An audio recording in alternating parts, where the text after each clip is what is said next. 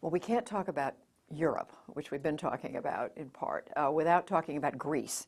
You got a much watched for payment, the IMF did today, from Greece. Were you relieved?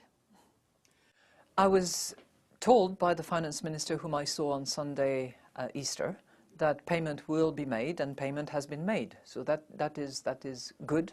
What I'm most concerned about is that the rest of our conversation be also implemented.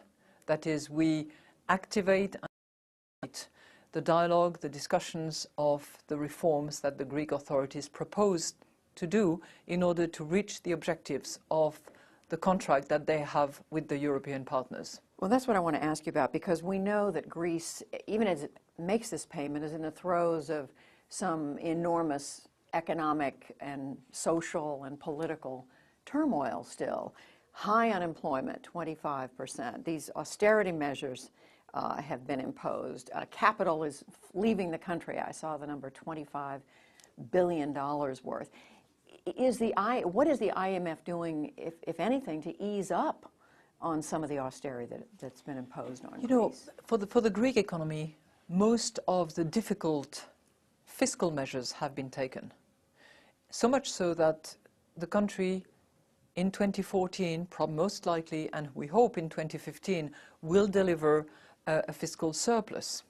But what is badly needed and has not been implemented over the last few years is in-depth structural reforms to unleash the potential of the Greek economy, to unclog the product and service markets, to give access to jobs to the young people.